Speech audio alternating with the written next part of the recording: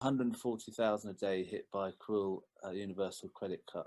4 million hard-up families to lose out by next month. Sent out a survey on this, and people came back to speak on the show about their situation.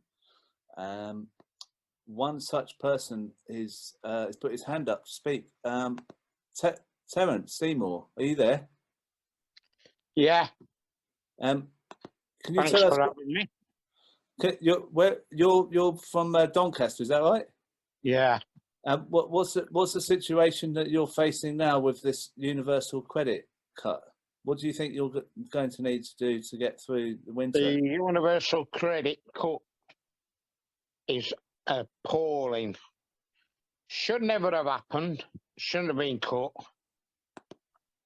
We're also going to face, and this just not for Doncaster, this is all over the country, right up as far as Scotland, down to the south. We are going to face the biggest, highest unemployment now the furlough stopped. The Tories don't give a damn. I went to Leeds to a discussion on universal basic. Had Corbyn had got in, instead of the hostile, disgusting remarks we got in 2019 on the door, you know, around Derbyshire, round Doncaster, all over. I'm not voting for Corbyn, he's a terrorist, he supports the IRA. Trying to put that across was blooming awful. And I do think we need to get rid now. It's putting people in arrears. It's putting people in debt. How are you feeling about this? I mean, would you need to go to a foodbank? For my rent because I went in hospital in December for bowel cancer, and I'm now struggling because I'm on rent arrears. I'm not getting full rent paid, which is £299. They only paid £83 towards my rent on Friday, on 13th. It's disgrace the way people are being treated. Right, and you've just come out of hospital, and now you're facing this cut as well. I mean, that's just. I've even ended up in arrears for my car or on finance. I am sick and tired of it all. I've even lost that. That's been repossessed. I am now struggling to get places.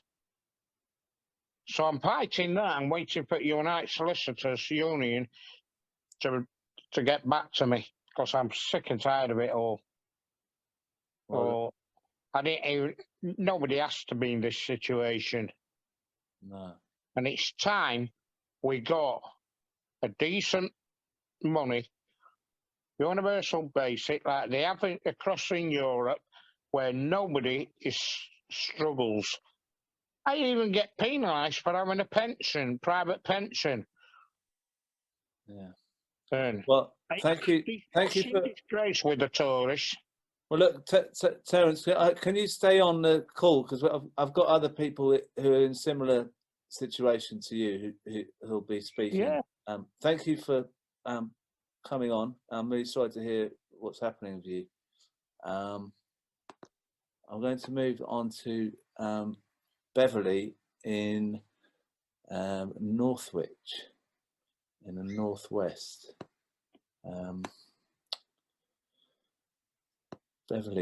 Beverly Greenwood, are you there? Yeah, good morning. Good morning. Hi, yeah. So I live in Northwich. I'm a disabled lady, and obviously universal credit cut is yet again, with all cuts, are affecting the most vulnerable. You know, it's going to be the difference now to me of as simple as, you know, does the heating go on? Or, you know, do I buy extra tins of soup? I mean, it really is that basic, and people don't understand that. I mean, I've got to get about, I need an electric wheelchair. Now, I'm not going to, it's the difference between do I plug my electric wheelchair in, or am I isolated even more and stay indoors? Because that's the difference, you know, and people don't understand that. But what I will say is in Northwich, we have a Labour council who cut 1.5 million from disabled people and social care. And now they wonder why people are losing their temper. I mean, it's just absolutely disgusting that anybody should lose their life just because they represent somebody. But it's going to get worse, because your local council is supposed to speak for the people. Now, how can somebody, and I am on the verge of leaving Labour, I already know 5 councillors, Labour councillors, that have left because the way that the Labour are behaving at the minute. How can I vote and say, yeah, it's okay as a Labour member, you go and do those cuts on the most vulnerable of people? It's not good enough. There needs to be a major, major shake-up. I mean, £80 a month is a lot to somebody who's on a low income.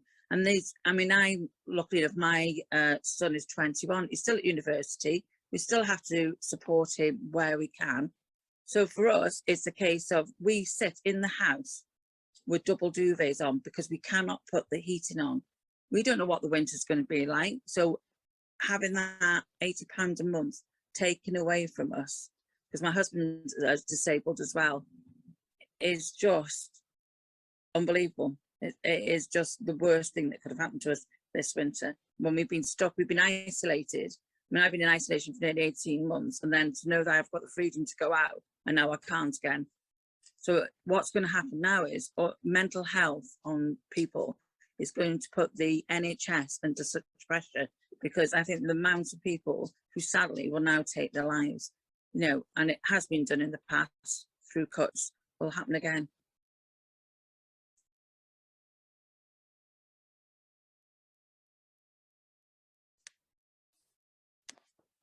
Thank you for coming on to speak. So I keep muting myself. I've got 3 who's playing up, and I'm trying to minimise that.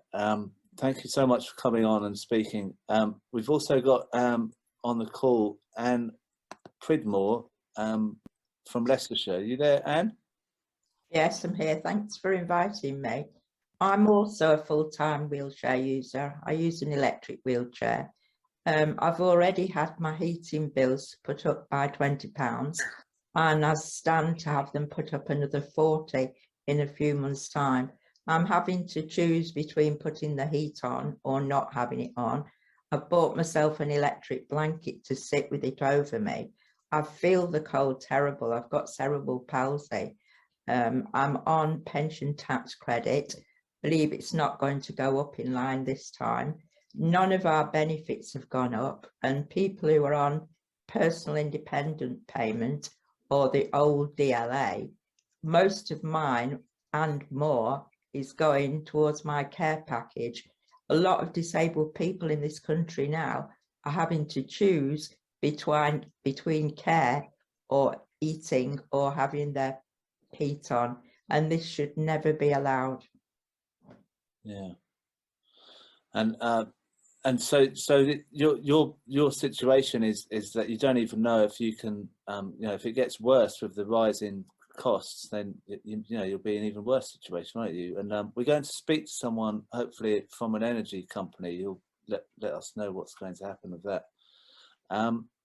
I wanted, because we've got, I spoke to a couple of people who run. I spoke to Bill from Dad's house. I spoke to him yesterday, and I've just got a little video of what he's saying about the situation for food banks.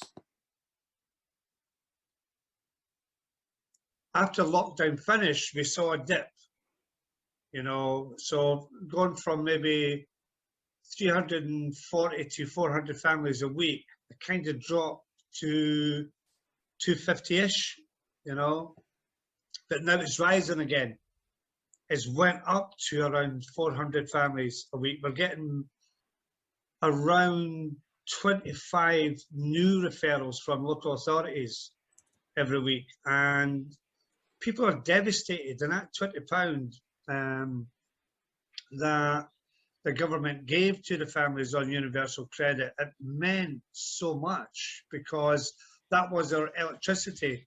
Or they could have bought maybe a pair of shoes for the kids or for themselves. But that £20 is £80 to £100 a month, and to lose that is a blow. It's a huge blow for families. So again, we get families who are just started to get universal credit, or they're waiting to get universal credit, and it's a nightmare out there for them. You know, I think initially people were vocal, but it's like everything else. It just went all quiet again.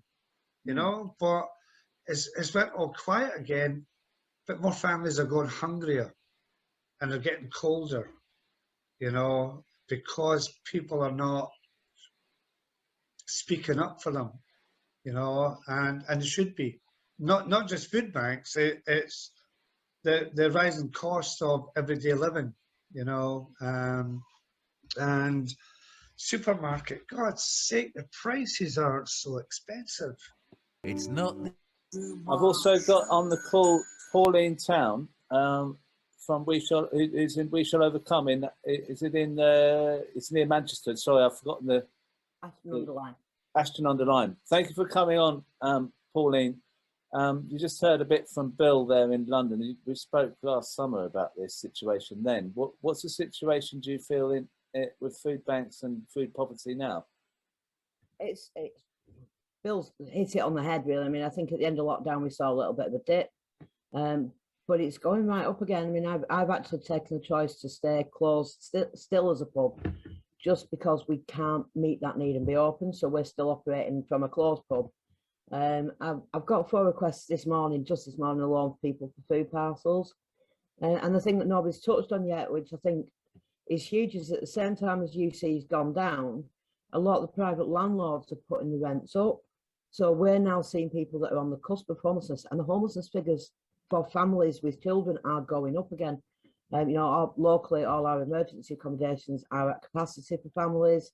Our council is very proactive and a good one, but they're having to take on more properties to just provide emergency accommodation. And frankly, this winter terrifies me. You know, we're supporting elderly people that we have done right the way through. In Tameside, our COVID transmission rates are among the highest in the country.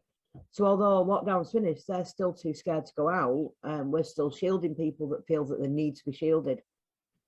Sometimes because of mental health rather than physical health. But you know, as you get older, I mean, I know I feel the cold, and I'm only in my 50s. Some of these people are in the 60s and 70s.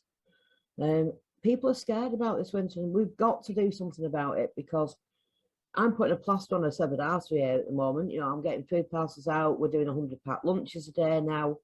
We're feeding more homeless people than we ever have, and more families than we ever have. But I think everybody just feels disenfranchised, and like nobody in power is speaking for them anymore. I don't have an answer to it, but as I say, I do know that I'm terrified, and I don't know, as hard as I'm working, I'm doing 18-hour days as a volunteer. I don't know that we are going to meet the need this winter, you know, and the thought of people that are elderly. We've got a local knit and natter group knitting blankets for me so that I can get them out to all people. You know, why are we in 2021 having to try and wrap pensioners in blankets because they can't afford their electricity bill? And combine that with the food issues that, you know, living in poverty, poor diet, that, you know, brings all the health issues in. Frankly, Crispin, it's terrifying me, and I'm not sure what the answer is, but we need somebody to fight for these people. And if it has to be us, then it has to be us. I mean, do you feel that there's been a sort of give up about this cut's been put through and therefore it's all over with? I mean, do you think we should just keep pushing every single week until they change their mind? Because every single week more people are going to be in more trouble, aren't they? Quite frankly, every single week more people are going to die over the winter. And absolutely, yeah, we've got to fight it tooth and nail to get that back. I've not got any confidence that we're going to get it back, but I think if we don't fight, then we've no chance at all. So, you know, we've got to be vocal about this. I'm telling people now, pay your rent top up and I will keep you in food, because otherwise, quite frankly, they're going to become the next people that are homeless and emergency accommodation. So the absolutely ridiculous and oxymoronic thing about this is it's going to cost the country more money to put this right because of the crisis they're pitching people into. It's going to cost more in the NHS because people are going to be sick. It's going to cost more in emergency accommodation, which costs far more money than keeping somebody in their own home. And as you know, as furloughs ended, we've got people that have not been made unemployed, but what's happened is that their employers have cut their hours right down because they can't afford to put them back on, you know, onto the old rates. So these are families that are working hard. It's not saying work hard to get you out of poverty, but they're working as hard as they can, and they are still very much in poverty. So we need that UC cut reversing. You know, they need that money back. Otherwise, you know, it's hitting the people that are trying the hardest. It's hitting the people who are working the hardest, and it's hitting the most vulnerable. You know, and people that are disabled. How do you work harder when you're confined in a wheelchair? You know, I don't get the rationale behind it, because what we're also seeing, I had a young lady who came to my door because she was sent here without betraying her confidence by a shop store detective who caught her trying to steal food because she was trying to help her mum to feed her little brother because her mum was sick and had to take time off work. You know, so we've got kids resorting to thieving from supermarkets because mum can't afford to put tea on the table. How is that ever in Britain going to be the right thing to do? You know, thankfully that supermarket store detective or whatever, the security officer, is a friend and sent her here instead of criminalising her. But that's happening across Britain, and you know, there's kids out there that aren't that lucky, that are going to have criminal records. That costs money. You know, it's ridiculous. It just doesn't make any sense.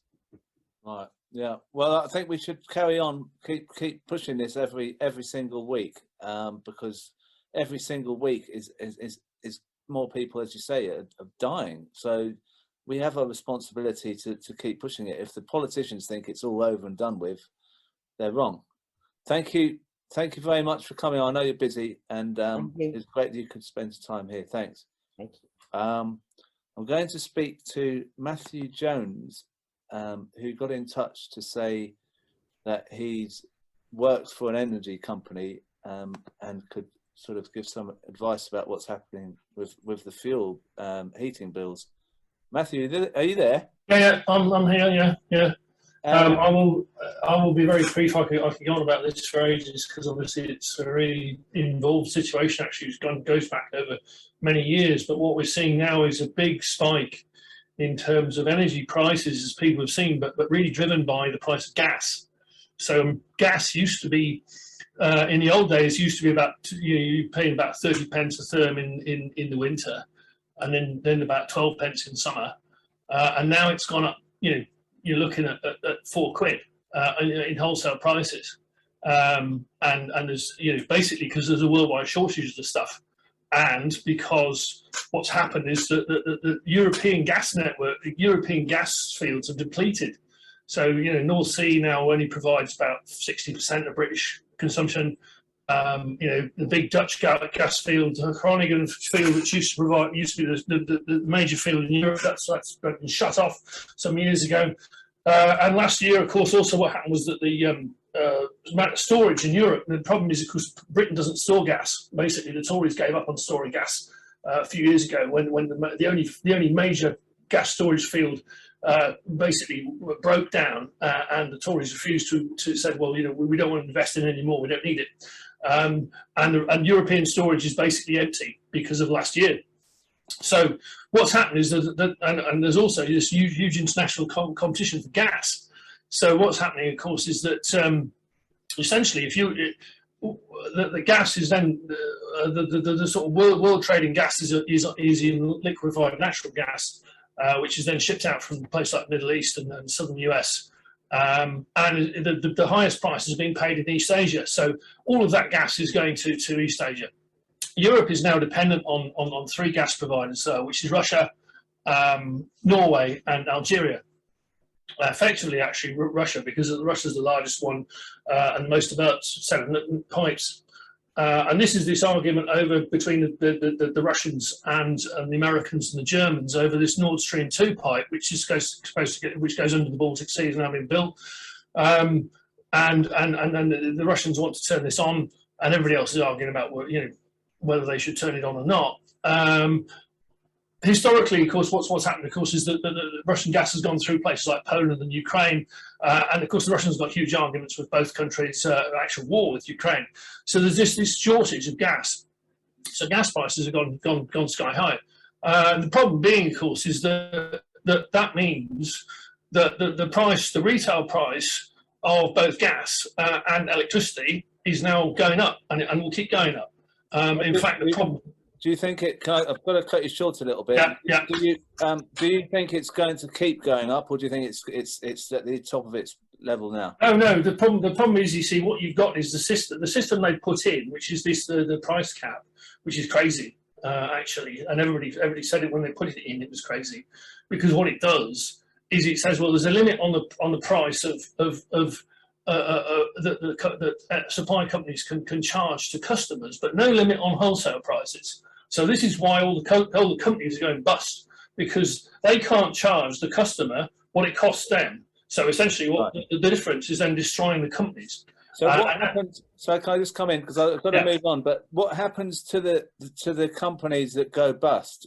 To the customers of those companies? Do they then not have that price in place? No. What's happening now, of course, is that as soon as a company goes bust, is that they go into what's called the supplier of last resort mechanism, which means they get allocated to another company. And actually, what's happening now is that as they go through that mechanism, is that the new company will charge them a lot more. And in fact, now you get to the point where some of the major companies are now turning around and saying, well, we're not taking these customers anymore because they cost us too much. We can't actually buy the stuff to supply these customers anything like cost. So what you're going to wind up with, actually, the Tories are going to wind up with a nationalised energy company, because nobody else is going to touch those customers. So if a big company goes bust, the sort of cap on it isn't really applying, because they can't keep up with it. So it's going to go bust, and then the thing is the cap actually runs. The thing is the cap runs 6 months behind real time. So what's going to happen, of course, is next year, when they reset the cap in April, the price is going to go crazy, because it will reflect what's happened in pricing now. So you're going to see people seeing huge increases in April, massive increases in price. I mean, already if you go if you try and buy energy now, you on an average consumption, you'll be paying over 2,000 quid a year. Now, I mean, go back to like last year, and you could buy that energy for like 700-800 quid. So it's actually it's a 3 times increase. Really what you're looking at in a year. It's crazy. Thank you, Matt. Sorry, I didn't have more time, but it's a busy show. Thank you, Matt. Now I'm going to speak to Jennifer in Sheffield from DPAC, to come on the show, and was very good at the Labour conference as well. Can you hear me all right, Chris? Ben? I can. Yeah. All right. Jen, I mean, you've heard everything from the people there, and the prices going up, and again, what do you make of it all? Firstly, I'm going to try and not repeat things that other people have said, okay? When I finish talking, I'm going to put a link to the Which website, Which ? Yeah, that's got some really helpful advice for people on how you can protect how much you're paying out in your bills. Although, to be honest, if we haven't capped our energy prices for the next 12 months at this point, we are already going to be, as Matt's pointed out, we are already going to be paying more just by the fact that we've not managed to cap our contracts, etc. But look, it's a very quick rundown. On October the 1st, the gas price energy bills went up. On October the 6th, that's when universal credit claimants people started receiving that cut of, for some people, as much as £84 a month. So the way you need to look at it really is that people who have lost that £84, if they're not on a prepayment meter, they've also got that extra £11.60-ish on just their gas alone to go out each month. So it's nearer to 100 quid that people are losing. You see, we've got to look at everything as a whole, haven't we? But if you are on a prepayment meter, unfortunately, and I am, average household can expect to have an increase of £153 a year. So it's just over £13 a month increase on your gas price alone if you're on prepayment meters. So among all the different bits of advice on the Which website, which I said I will put the link in the chat, so do look out for that. If you're somebody that's claiming benefit, do look out for me, putting the link in.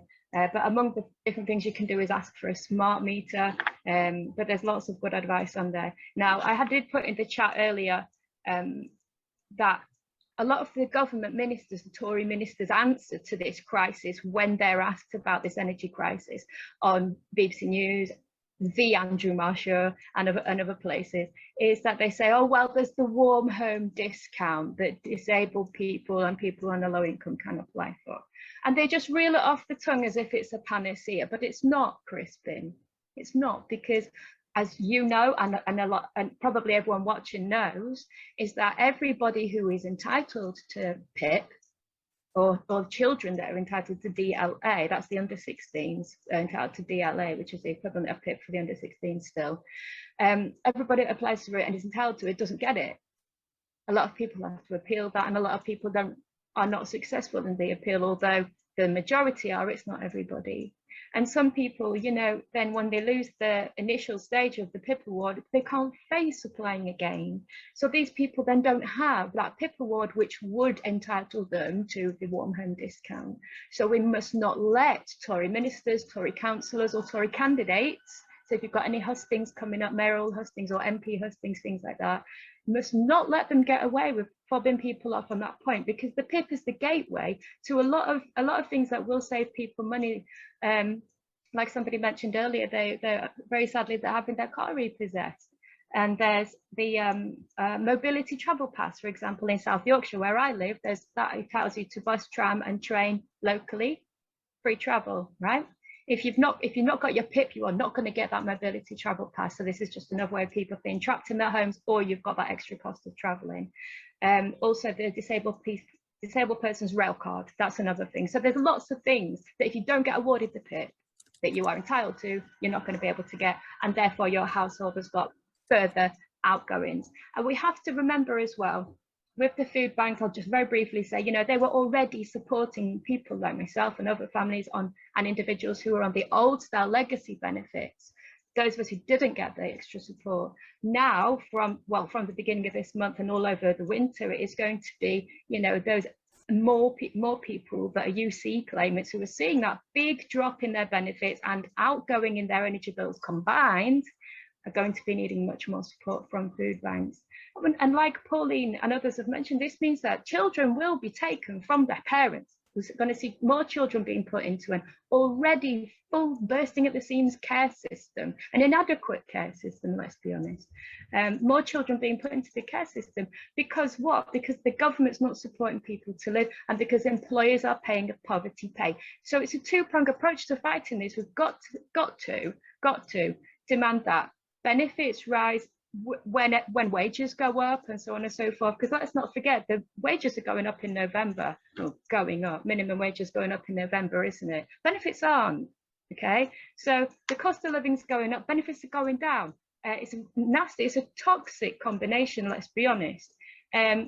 But also it's more than 4 million people who are affected, Crispin. So we mustn't let the media get away with watering down these figures. As the headline that you showed earlier, 4 million vulnerable families, blah, blah, blah. It's not 4 million. It's a lot more than 4 million. It's everybody who's on the old style legacy benefits as well. That's nearly an extra 2 million. But 4 million is a low figure anyway. So you're looking nearer towards between 6.5 and 7 million people. Yeah?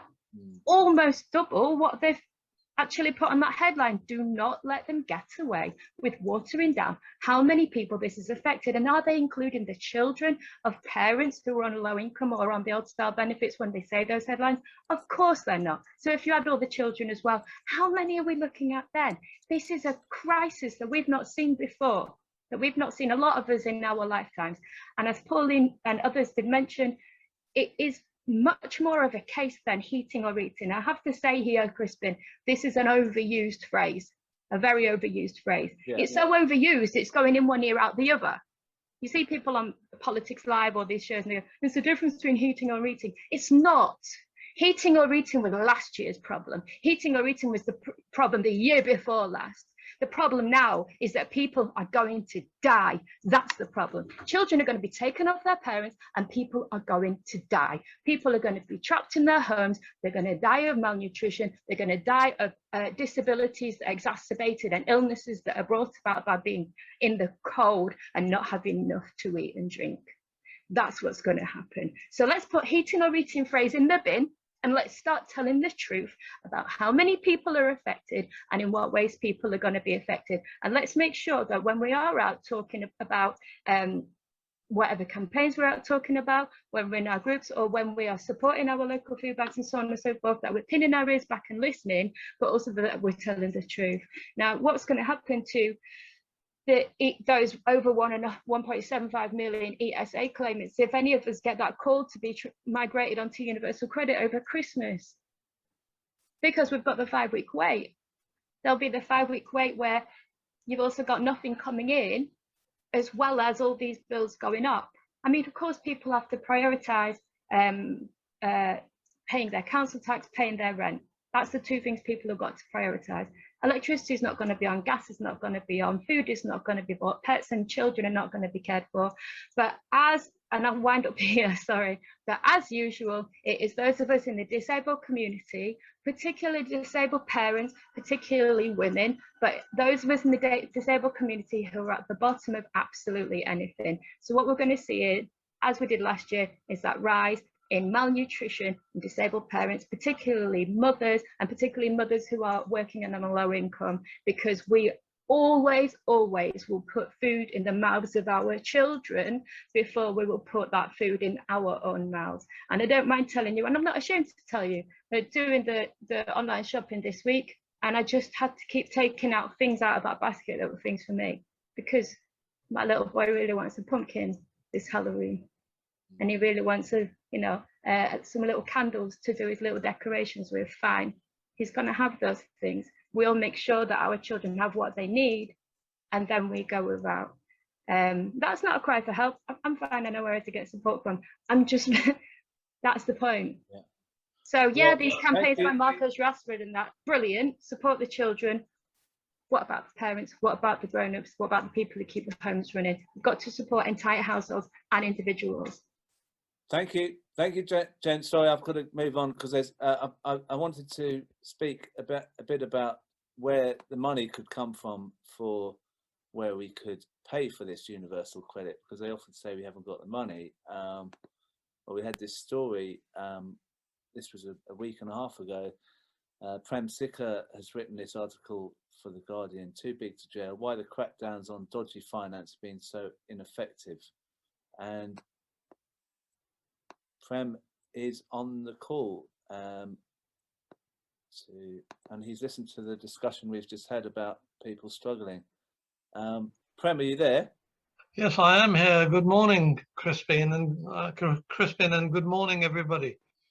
Yeah, so I mean, you've just heard people are going to die as a result of this cut to universal credit, and at the same time, not that long ago, we saw that people like Tony Blair were avoiding paying tax by buying a company rather than paying stamp duty. How much money is there out there that could easily be put into the exchequer and used to pay for universal credit being returned to its proper amount?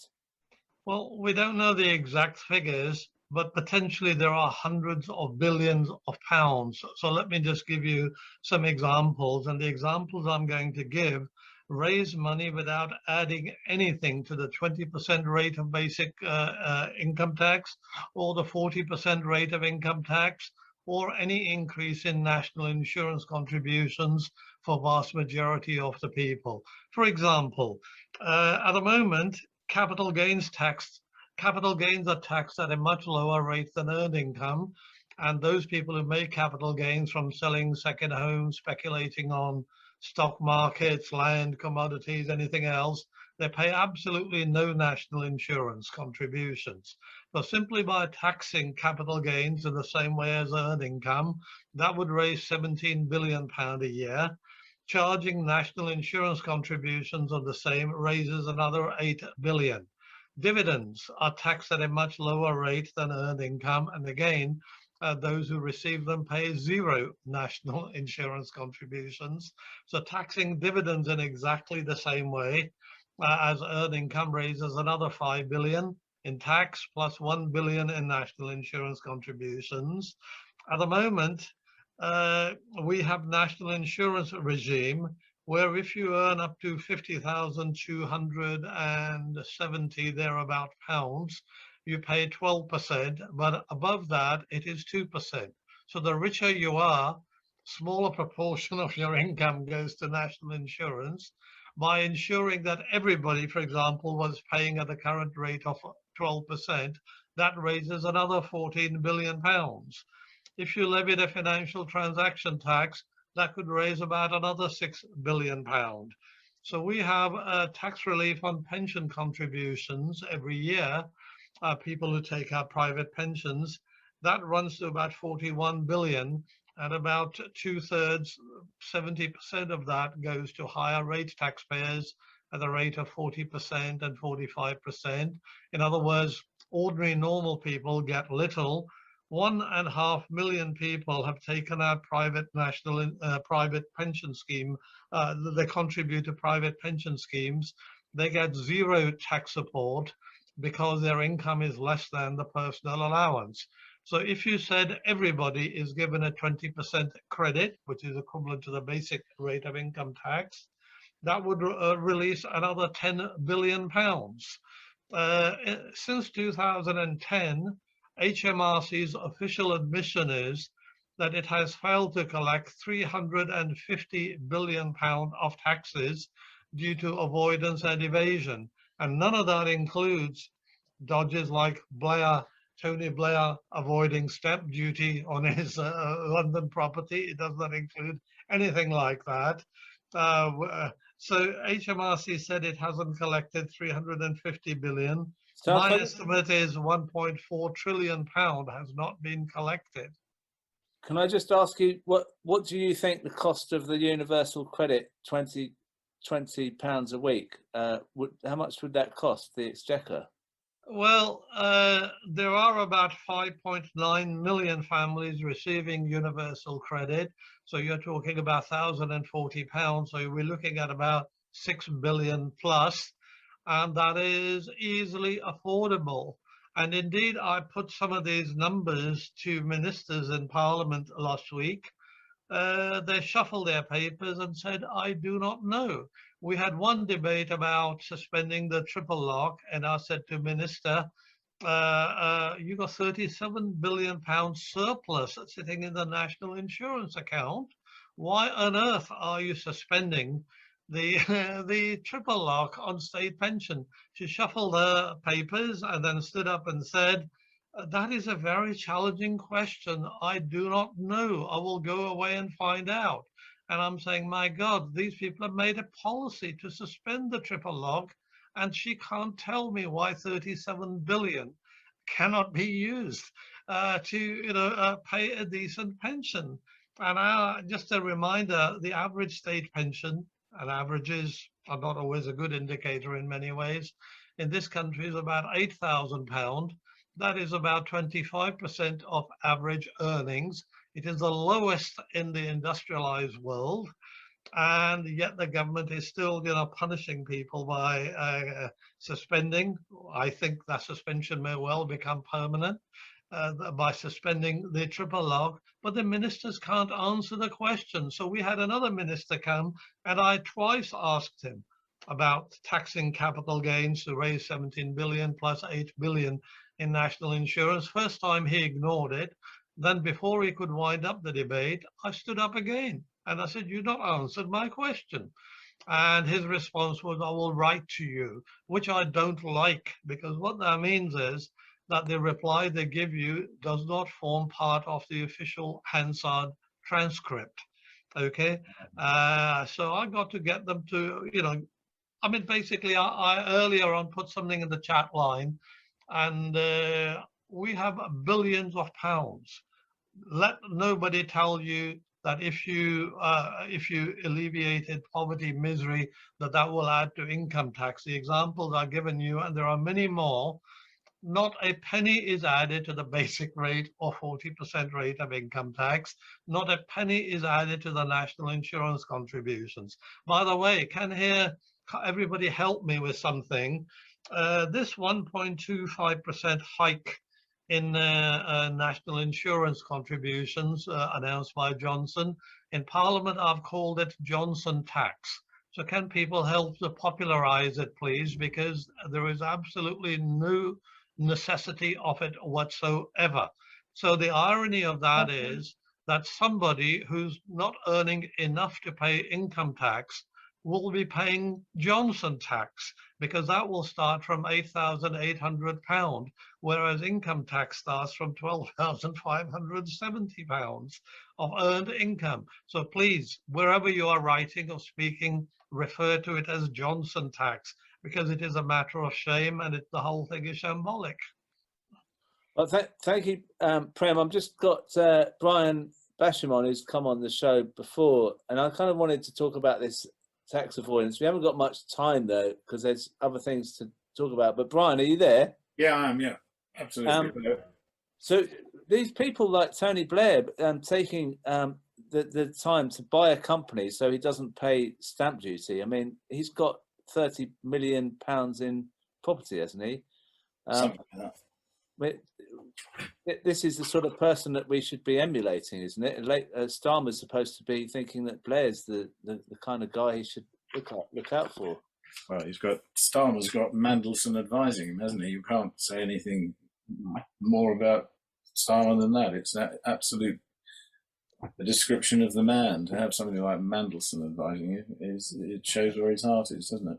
Do you think Starmer is compromised in the fact that he won't therefore chase tax avoiders because of? I think it's colluding. I think it's worse than not chasing. I don't think it's passive. I think it's active. I think he's colluding. I mean, look, tax avoidance kills people. We've got to be clear about that. It's an absolute terrible crime, and people should go to prison for it. But it's legalized tax avoidance, and it's absolutely embedded in our corrupt society, and it's deeply corrupt. I mean, Prem is intellectual, and I sit at his feet, and thank God I know he had some doubts about accepting the peerage at one stage, but he did, and so he gets it in Hansard. And he also writes for something called Left Foot Forward, and it's absolutely a must read, because he's got the answer to everything you want to ask here.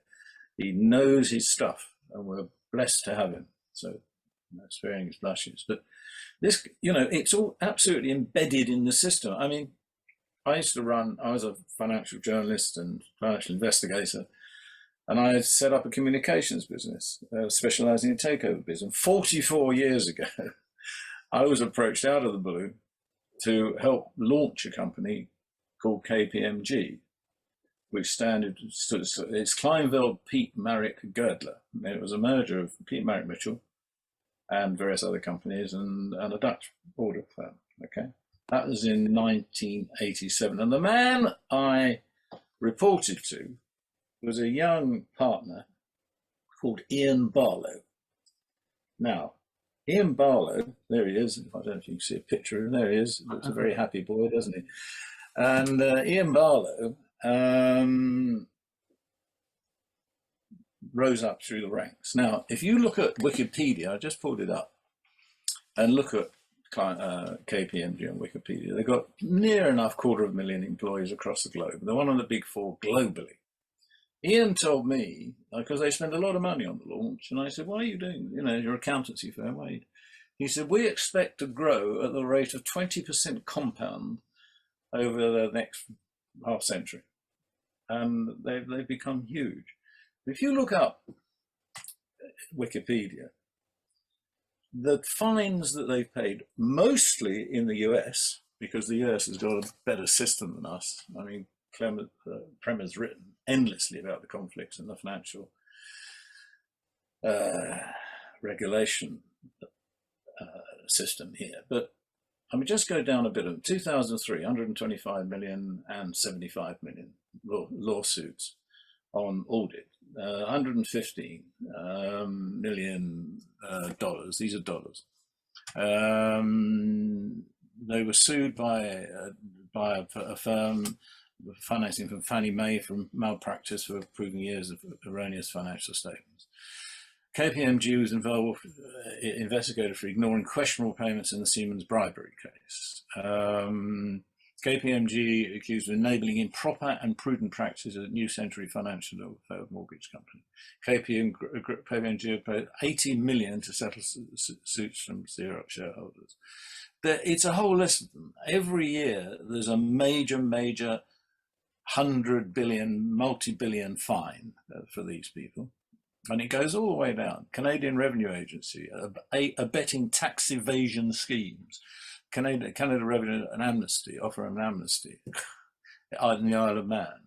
Now, and it goes on and on and on. Can I just come in? So this company are helping people to avoid paying tax in certain ways, and they're being prosecuted for enabling tax evasion. Is that what we're saying? For That's exactly right. 100 million or 80 million or whatever. Yeah. Now, how much does that 80 million count to them? Nothing. Let me just show you. This man, Ian Barlow, rose through the ranks from 1987. He became head of their tax department. And KPMG became one of the biggest tax avoidance enablers in the world. Not just the UK, in the world, but certainly in the UK. In 2000, then he became senior partner. So the biggest runner of a tax avoidance, or manager of tax, became senior partner. Then his next appointment, 2012, head of HMRC. What? Yes. Head of the tax collecting part of this country was someone who started up tax avoidance schemes. No, the huge, and been fined for them. And he became chairman of HMRC. That's how embedded the corruption is in society. And Starmer is doing nothing to do. He's writing a column for The Sun, for Christ's sake. I mean, it's listening to this, I tell you, I'm perhaps over emotional, but I'm almost in tears listening to this stuff.